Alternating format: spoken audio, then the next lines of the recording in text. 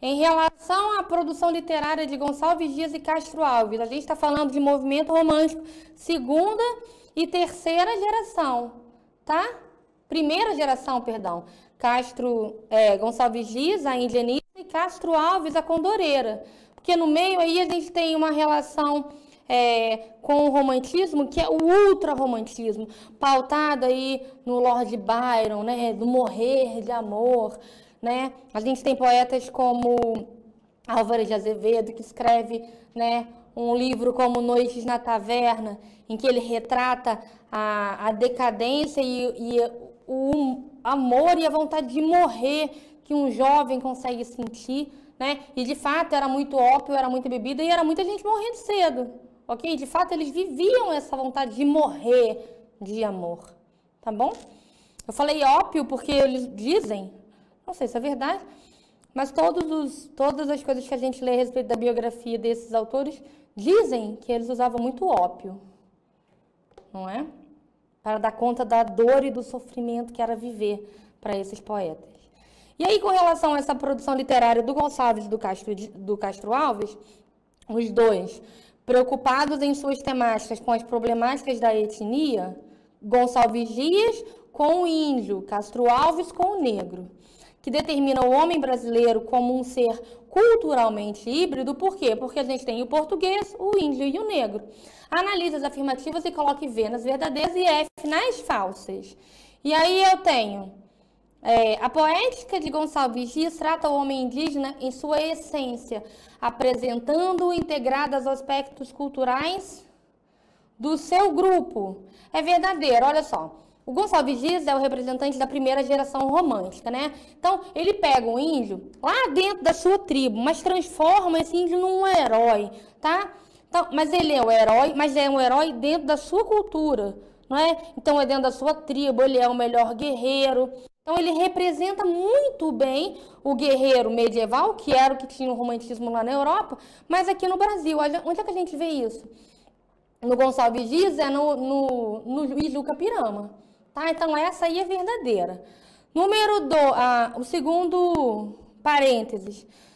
A poética do Castro Alves toma como princípio a defesa dos negros, escravos, que eram vendidos aos colonos no Brasil para serem explorados pelos senhores, principalmente no plantio da cana e no fabrico do açúcar. Sim, é verdade, o Castro Alves já é o representante da terceira geração, a fase condoreira, não é? O condor como um pássaro que está lá em cima, que tudo enxerga, que tudo vê e olha aqui para baixo, principalmente no navio negreiro, que é um poema mais imagético, né, que traz em imagens toda a dor e o sofrimento em que foi aquela época horrorosa no Brasil. E o objetivo do Castro Alves era defender mesmo a causa abolicionista. Então, ele recorre a imagens muito hiperbólicas, né, a intenção é sensibilizar o público. Então, quando ele fala... era um sonho dantesco o tombadilho, ele compara o tombadilho, que é aquela parte do navio onde fica o pessoal, ao sonho de Dante. Quem que escreveu Dante? Né? Um tanto de coisa, inclusive coisas sobre o inferno de Dante, não é? Olha só.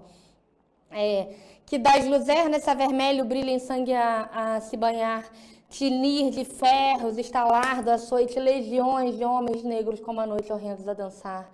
Né? Então ele mostra se o velho arqueja, se no chão resvala, ouvem-se gritos, os chicotes tal. Você consegue visualizar um universo de imagens em que essas pessoas escravizadas sofriam uma série de castigos físicos horrorosos. Então, a número 2 também está certa.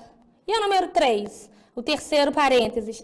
Tanto Gonçalves Dias quanto Castro Alves ficaram alheios a... Mentira. Ninguém ficou alheio à questão histórica. Até o Gonçalves Dias, que fantasiou, que fabricou um índio herói medieval, ele teve que pesquisar lá na origem indianista como que era o índio, onde que esse povo vivia, quais eram as tribos, quais eram as línguas, quais eram as palavras características daquelas tribos. E o Castro Alves, não ficou ali a questão histórica, ele metia na cultura escravocrata, né, daquele momento. Ele era explicitamente um autor abolicionista. Então, não precisa, né, ler o resto, porque eles não ficaram alheios, eles foram panfletários, ok? O outro parêntese, nos poemas líricos, deixa eu ver se isso é verdadeiro, eles exaltaram o sentimento amoroso de modo diversificado. Eu acho que sim. O Gonçalves Dias idealiza a imagem feminina, sim, porque ele está muito próximo da do primeiro soprar, né, digamos assim, do romantismo no Brasil. Ele faz parte da primeira geração, que é aquela geração que está muito ainda ligada ao que veio lá da Europa, e a mulher é idealizada. A relação amorosa, ela não acontece, não há conjunção carnal. O amor é muito hipotético. Tá, e o Castro Alves faz o quê? Idealiza a imagem feminina, o Gonçalves Dias, beleza. O Castro Alves já imprime um tom sensual. Por quê? Porque ele já está no finalzinho do romantismo, ele está lá na terceira fase. O grosso, o grande da sua poesia está muito explicitado na poesia de cunho social, né, abolicionista. Mas quando ele fala de amor e quando ele fala de mulher, ele tem sim um valor mais subjetivo, em que há um relacionamento amoroso que de fato acontece. Porque como ele está no final do romantismo, ele está caminhando em direção ao realismo.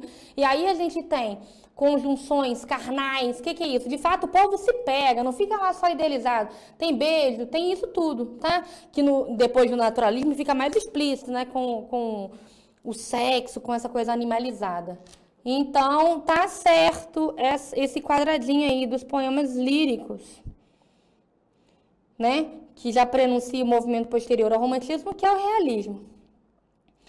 E, então, eu tenho, até agora, eu tenho VVV, né? Dois verdadeiros. Esse que fala que fica alheio. Deixa eu botar aqui. Então, eu vou me perder. Eu tenho VV falso. V. Não é isso? VV falso, V. A última, a poesia condoreira do Castro Alves. Né? Nessa poesia, o poeta descreve como os negros são desterritorializados. Meu Deus, tiraram do território. Desterritorializados. Os maus tratos que sofrem nos navios negreiros e o modo como perde a liberdade a serem vendidos como escravos? Sim, essa é a essência da poesia dele, explicitada no poema O Navio Negreiro. Tá verdadeiro. Então tem só uma falsa. Então fica VVFVV. VVFVV. Letra E, Liz? É.